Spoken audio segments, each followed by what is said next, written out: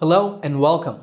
In this series of lessons, I will teach you all about subject-verb agreement.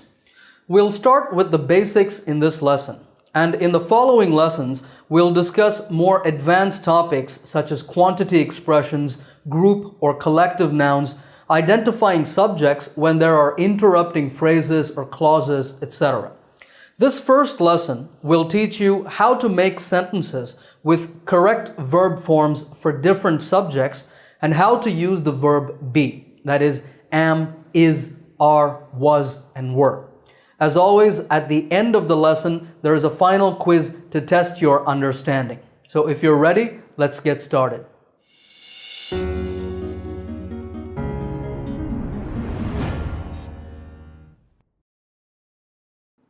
So what is subject-verb agreement? Well, you know that every English sentence has a subject and a verb. Subject-verb agreement means the subject and the verb must be in the correct form. This is the rule. A singular subject takes a singular verb, a plural subject takes a plural verb. Take these two sentences. That monkey eats bananas. Those monkeys eat bananas. In the first sentence, we see a singular noun as the subject, monkey. Noun means a name, so here monkey is the name of an animal. This is the subject here. The verb is eats. Verb means an action. In this sentence, the subject is a singular noun, one monkey, so the verb also needs to be singular, eats. But in the second sentence, we have a plural subject and a plural verb. Those monkeys eat bananas. Notice that the nouns and the verbs are behaving in opposite ways. The singular noun monkey becomes monkeys with an S in the plural form. But the verb has an S in the singular form, eats. And the plural verb, eat, does not have an S. Here are some more sentences. That boy walks to school. Those boys walk to school. This car goes fast. These cars go fast. Your shirt looks nice. Your shirts look nice. That lady speaks Spanish. Those ladies speak Spanish. My grandfather has a big house. My grandparents have a big house. So the singular nouns here are monkey, boy, car, shirt, lady, and grandfather. These are all nouns because they are names of people, animals, or objects. The singular verbs all have an S, eats, walks, goes, looks, speaks, and has. When we look at the plurals, this is reversed. The plural nouns all have an S at the end, and the plural verbs have no S. Now with plural nouns, I want to point out that there are some irregular plurals. For example, instead of saying that boy, you can say that child walks to school. But now the plural is those children walk to school, not childs. But still, children is a plural form, so we use a plural verb walk with no S added to the end. Here's one more example, but this one is going to be a little tricky. Mark lives in Florida. Mark is the name of one man, so we say lives. Singular verb, that's easy. But what if Mark has a wife, Anna? Would you say Mark and Anna lives in Florida or live in Florida? Well, Mark is one person, so singular. Similarly, Anna is one person, again singular. However, Mark and Anna are two people, so this is a plural form.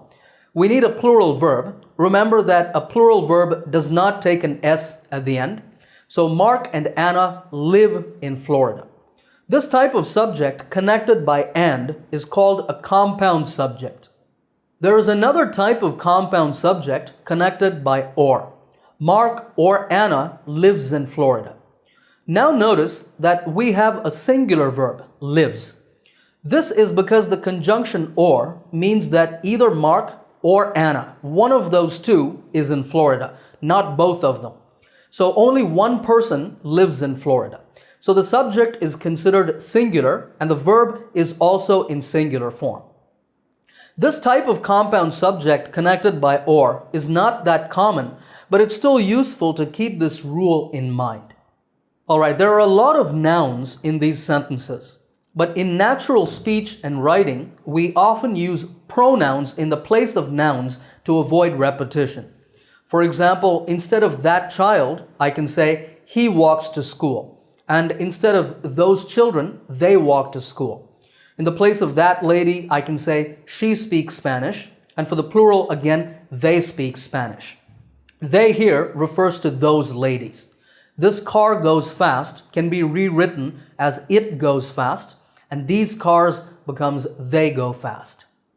Here are all the other sentences with the noun subject changed to a pronoun subject. There are two things I want to point out. Notice that in the first sentence, I've said he, she, or it. That's because you can refer to an animal, like a monkey, in the same way that you talk about a person. You can use he or she, or you can just say it. That's also correct. And second, we see that all of the plurals have been changed to they.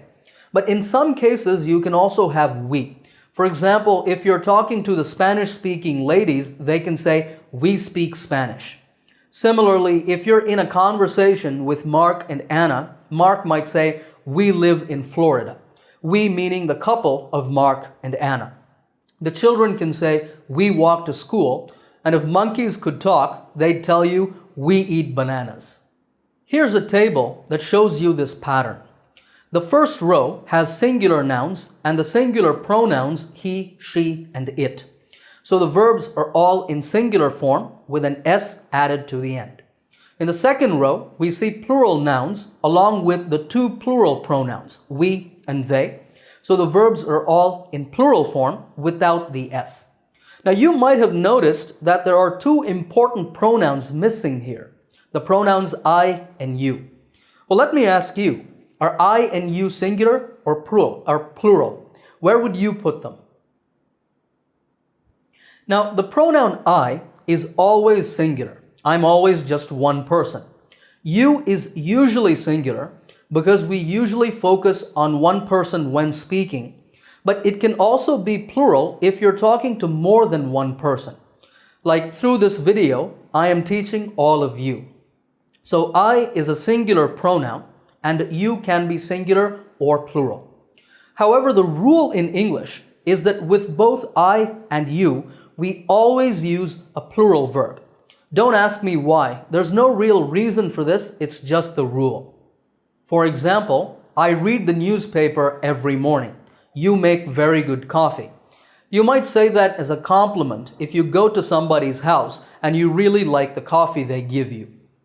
Notice that I did not say I reads or you makes. With I and you, we use plural verbs without S. Let's get back to the full sentences. I've added our two new sentences with I and you at the bottom. The basic subject-verb agreement rule, singular verb for singular subject and plural verb for plural subject, also applies to negative forms. We say, that monkey does not eat bananas or doesn't eat bananas. Those monkeys do not or don't eat bananas. It's important to note that we say does not and then eat. We don't say does not eats because the S is already added to the helping verb do. So there's no need to add it again to the main verb eat. If you want, stop the video and read the other sentences. So remember that to make negative sentences, we use does not with singular subjects and do not with plural subjects. Similarly, to make questions, we use does singular and do plural. Does that monkey eat bananas? Do those monkeys eat bananas? Does that boy walk to school? Do those boys walk to school? Etc. You can pause and read the others if you want. Let's get back to the original sentences for a moment. I want to point out that subject-verb agreement rules only apply to the present tense. In the past tense, subject-verb agreement isn't a problem because there's only one past tense verb form. The past tense of eat is ate. So we say that monkey ate bananas, those monkeys ate bananas. It's the same for both singular and plural subjects. Similarly, that boy walked to school, those boys walked to school. In the other sentences, we would say went, looked, spoke, had, lived, and made. So remember that the basic subject-verb agreement rule only applies in the present tense. The rule is, for a singular subject, you add s to the verb, and for a plural subject, you just use the verb in its base form without s. This rule works for all verbs: walk, go, look, speak, ring, have, live, do, talk, play, etc., etc. Actually, this rule works for all verbs except for one, and that's the verb be. The verb be has its own subject-verb agreement rules. Let's talk about them now. You know that verbs in English have two present tense forms: eat, eats, walk, walks, and so on, and one past tense form: ate, walked, etc. But the verb be has three present tense forms: am, is, and are. It also has two past tense forms: was and were. In the present, if the subject is I, we say am. I am a teacher. I'm going to eat. If the subject is a singular noun or one of these pronouns, he, she, or it, we use is. He is happy. Sarah is waiting. It is raining. And if the subject is a plural or one of these pronouns, you, we, or they, we use are. You are late. We are eating. The children are playing. In the past, the rules are different. For singular noun subjects and for the pronouns I, he, she, and it, we use was. I was tired. Autumn was running. She was afraid.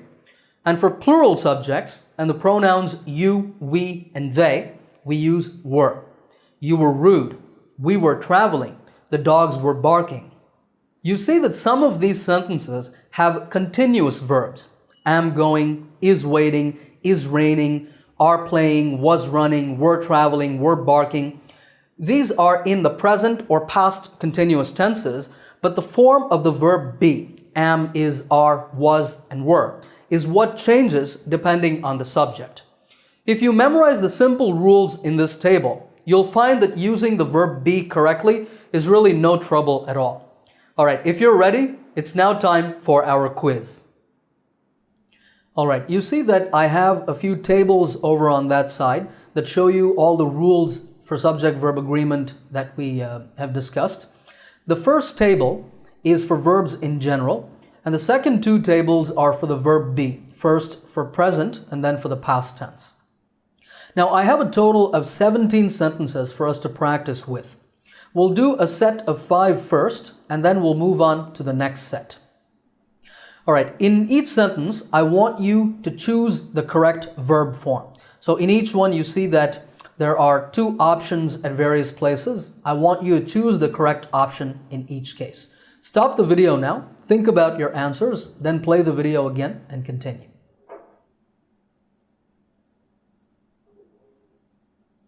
All right, here are the answers. Number 1, I like to study for an hour before I go to bed at night.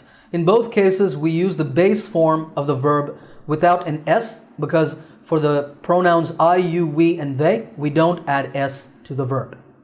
It's the same in number 2. You smell great, not smells, because we don't add s with the pronoun you. And here, what perfume are you wearing? Now the subject here is not perfume. The subject is you. Okay, so with you, the verb form of be that we're supposed to use is are. So what perfume are you wearing? Number 3, this apple looks fresh. There's only one apple we're talking about here, so we add s to the verb. That's the singular form. This apple looks fresh, but those mangoes don't. Those mangoes are a plural. So we don't add s to the helping verb do. Those mangoes don't. That means they don't look fresh. Number 4, Paul and his brother run a successful photography business together. Remember that Paul and his brother is a compound subject. Paul and his brother are 2 people. So we use a plural verb form, run, without adding s to the end. And finally, number 5, there are 7 continents in the world. Here, the subject is not there. It's neither singular nor plural. There is just an adverb.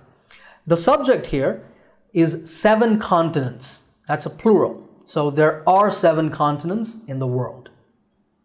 All right, here's the next set of 5, number 6 to 10. Stop the video, think about your answers, then play the video and check. All right, here are the answers. In number 6, we have a conversation between 2 people. What time is it? It's 2 o'clock. Why do you ask? Well, Jen has a flight at 5. She needs to get going. Here we've said has and needs because in both cases we have a singular subject. Here Jen is a singular subject and she is a pronoun that refers back to Jen. Number 7, Sunil, again singular, says he would like to visit Moscow someday. Now you might be wondering, if Sunil is singular, why is it like and not likes over here? That's because when we have a modal verb like will, would, can, could, shall, should, and so on, we don't apply any subject-verb agreement rules. We just put the modal and then the base form of the verb. That's why Sunil says he would like to visit Moscow someday.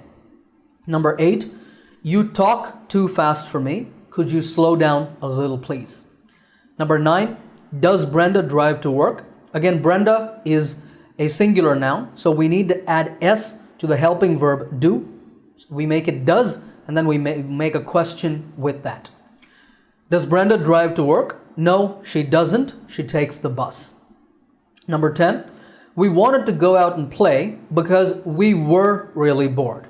With the plural pronoun we use were in the past tense.